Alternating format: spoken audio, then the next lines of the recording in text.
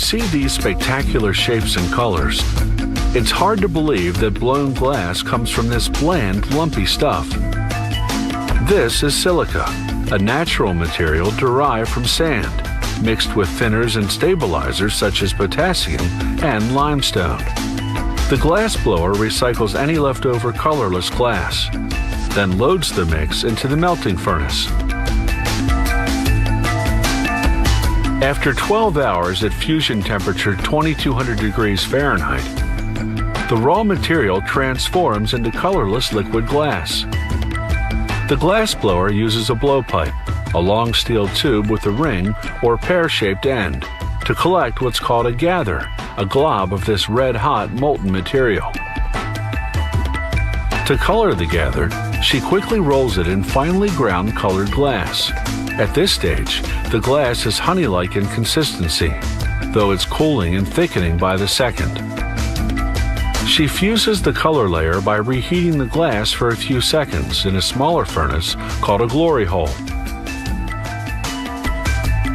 Next, she rolls the glass against a ladle-shaped block to form a starting shape for blowing.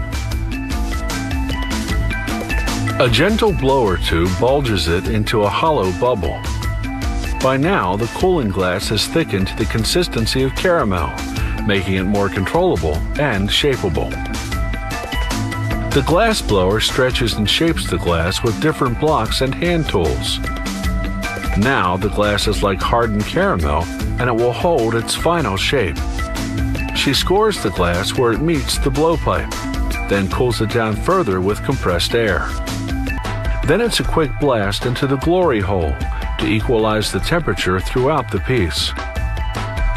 This blown glass lemon reamer has taken all of 8 minutes to make. Now it goes into an electric kiln for a slow 12-hour cool down to prevent cracking.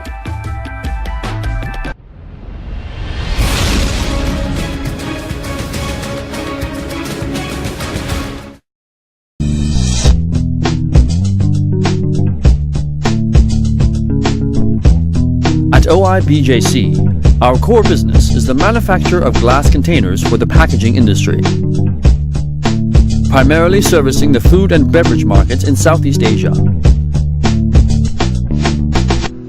Manufacturing process. Where do we start? Stage 1. Raw materials.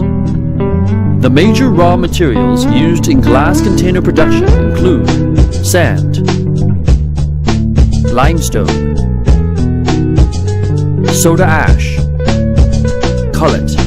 Cullet is recycled glass that helps to reduce the amount of raw materials needed to make new glass. Cullet provides an important energy savings by lowering the temperature required for the melting process, helping to reduce greenhouse gas emissions.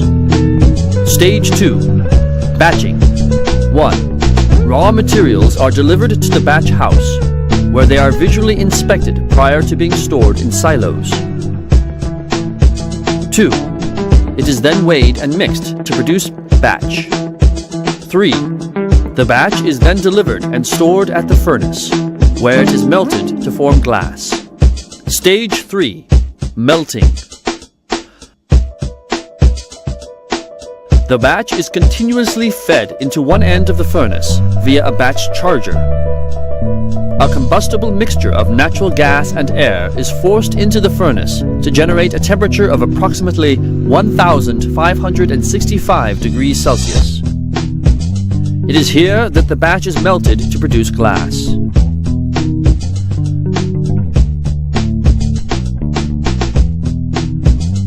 Stage 4.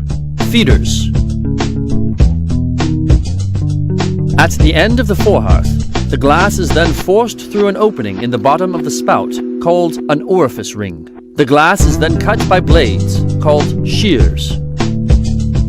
Those shears are timed perfectly to cut elongated cylinders of glass, called gobs. Each gob has the correct amount of glass to produce one container. At this stage, they are ready to be formed into glass containers and are delivered to the forming machine. Stage 5. Forming. The forming machine uses compressed air to transform the gobs into containers in a two-step process. The gob is delivered to the blank side of the machine, where it is formed into a parison, which is a blank form of the container. It is then transferred onto the mold side of the machine, where it is blown into the final shape of the container. Stage 6. Hot end coating. Tin coating. Once formed, the containers are sent through a hot end coating hood and are covered with a thin layer of tin. This is part 1 of a permanent coating process. Stage 7. Annealing. When a new glass container is formed, the outside surface cools more rapidly than the inside surface, causing stresses in the glass. The process to relieve these stresses is called annealing and is done in a leer. The leer reheats the containers, then gradually and evenly cools them to room temperature. The time taken to travel through the leer depends on the container, but on average is between 60 and 80 minutes. Stage 8. Cold end spray. Duracoat. At this stage, a thin layer of polymer is applied to the container to provide them with a scratch-resistant coating. This coating will also allow the containers to travel along the customer's filling line without jamming. Stage 9. Inspection. Before packaging, each glass container undergoes a rigorous inspection process to ensure the highest quality. It is inspected at multiple stages of the production process. Bottles that do not meet OIBJC's stringent design specifications are rejected and recycled as cullet. Finished containers are prepared for shipment by our packaging department. From our warehouses, our products are shipped all over Southeast Asia.